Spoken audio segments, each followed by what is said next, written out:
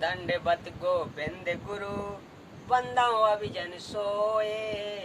पहले भये प्रणाम तिन नमो जो आगे होए। गुरु को कीजे दंडवत कोट कोट प्रणाम। कीट न जाने ब्रंग कोयो गुरु करे आप समान। सत साहिब। हाँ तो श्रोता बंधु, आज मैं आप लोगों के सामने राजा वीर सिंह को शरण में लेना यही प्रसंग रखने का प्रयास कर रहा हूँ, तो सुनिए बड़े गौर से। काशी नगरी का राजा वीर सिंह बघेल था। राजा में अभिमान होना स्वाभाविक है, ईश्वर के साधन जुटाना स्वाभाविक है। राजा का महल सुंदर बाग में बना था। राजा ने अपने गुरु ब्राह्मण की आज्ञा से कीर्तन का आयोजन करा रखा था। राजा स्वयं अपने महल में था। कीर्तन कुछ दूरी पर मंदिर के पास बाग में हो रहा था। बहुत सारे संत, ब्राह्मण, वक्ता तथा श्रोता आए थे। अपने अपने इष्ट की महिमा स्तुति कर रहे थे। रामकृष्ण, शिव, दुर्गा देवी, गणेश आदि प्रभुओं को परम मोक्षदायक, संकट मोचक, भवसागर से पार उतारने वाले परम प्रभु बता रहे थे। अविनाशी अजन्मा कहकर श्री ब्रह्मा जी, श्री विष्णु जी तथा शिव जी के गुणगान कर रहे थे। परमेश्वर कबीर जी भी उस सत्संग में पहुंचे। कुछ दूरी पर आसन लगाकर बैठ गए। प्रवक्ता प्रवचन कर रहे थे, श्रोता झूम रहे थे। कुछ समय के पश्चात राजा के गुरु ब्राह्मण ने कहा कि हे भक्त, लगता है कि आप भी सत्संग करते हो। आओ, आप भी कुछ ज्ञान का प्रसाद श्रोताओं को दो। परमेश्वर कबीर जी ने कहा कि हे संत महात्माओं, आपने तो सब कुछ सुना दिया है। अब आपके ज्ञान के सामने तो सूरज को दीपक दिखाना है। मैं और क्या ज्ञान सुनाऊं? ब्राह्मण ने तथा अन्य उपस्थित भक्त संतों ने मिलकर अनुरोध किया। परमेश्वर कबीर जी ने कहा कि मेरा ज्ञान आप सुन नहीं सकोगे। आपके कान फट जाएंगे, दिमाग की स्नायु सिकुड़ जाएगी, मस्तक पर त्योड़ी पड़ जाएगी, बखेड़ा खड़ा हो जाएगा। आप मेरे से झगड़ा करोगे। सर्व उपस्थित संतों भक्तों ने कहा कि भक्त जी, हम साधु संत भक्त हैं, हम कभी झगड़ा नहीं करते।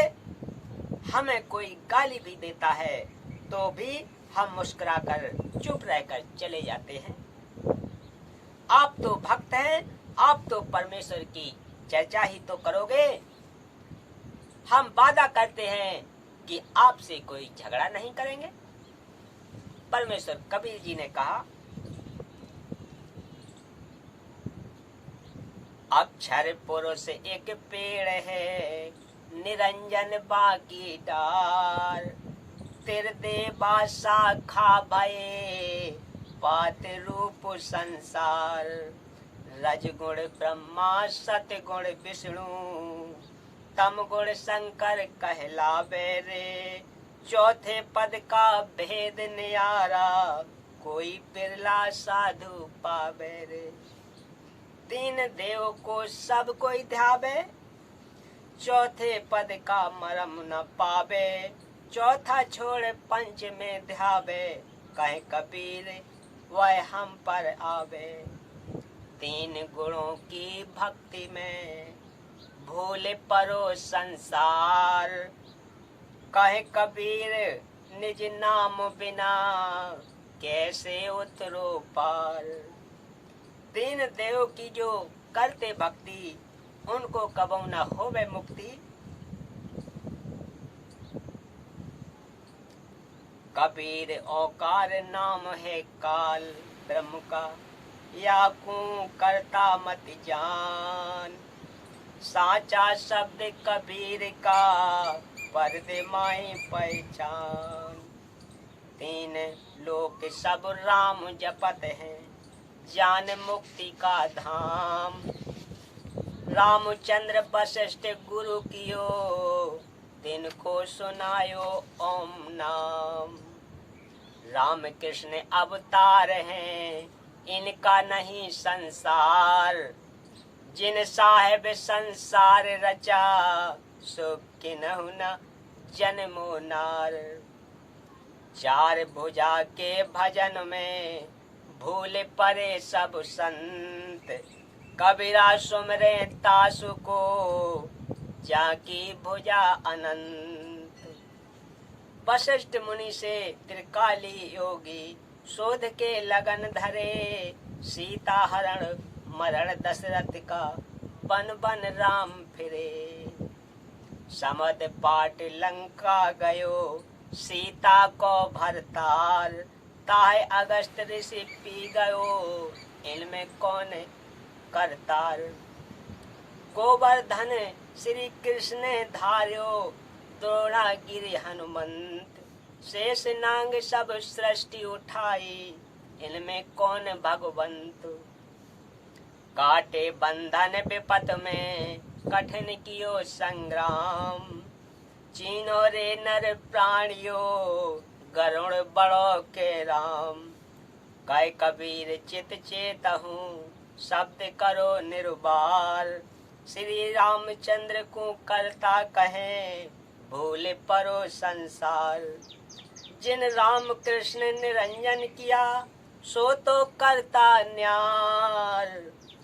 अंधा ज्ञान न बूझहि, कहे कबीर विचार।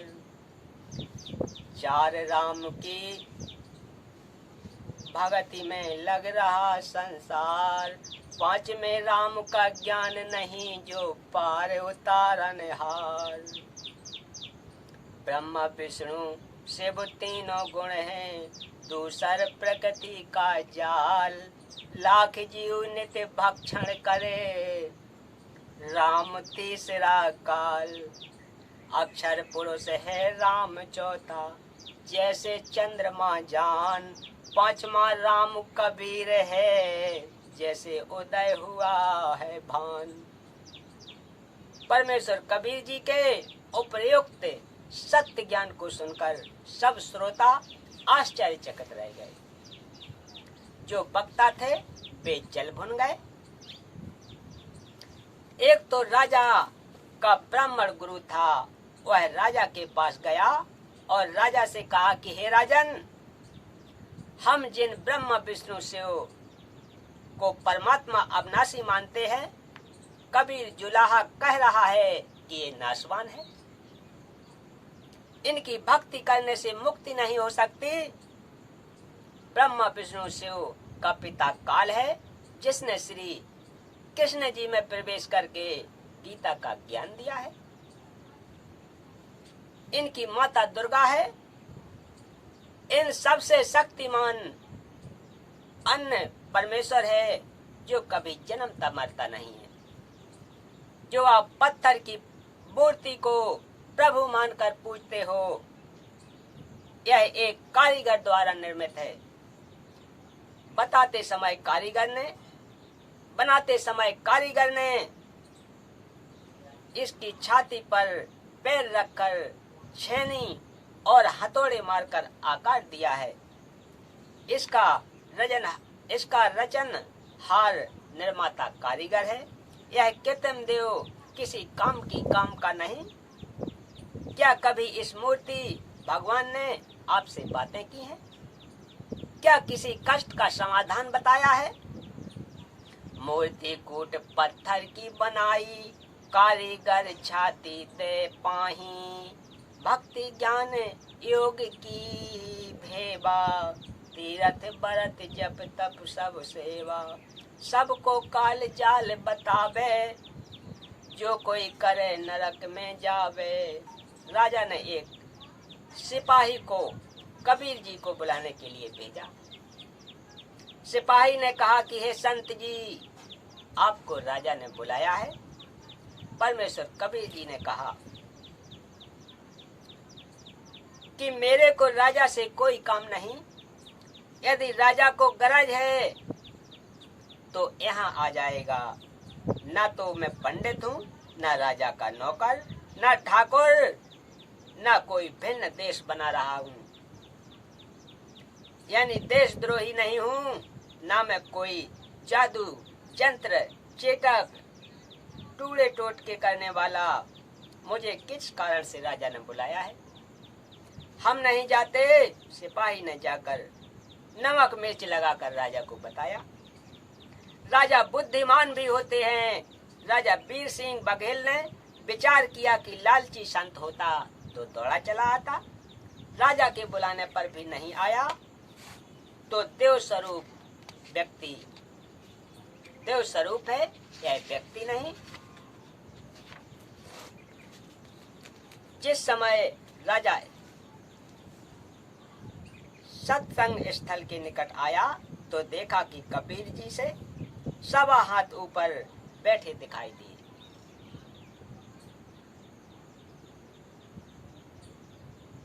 यह लीला देखकर राजा समझ गया कि परमात्मा आए हैं।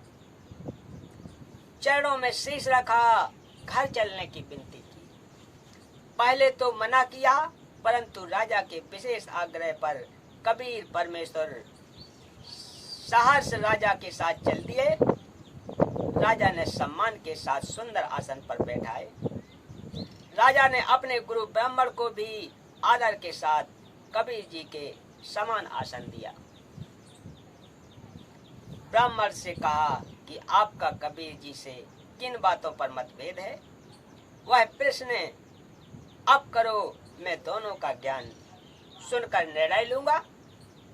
ब्राह्मण ने कहा कि कबीर जी तो ब्रह्मा विष्णु शिव को नाशवान कहते हैं, यह बिल्कुल गलत है।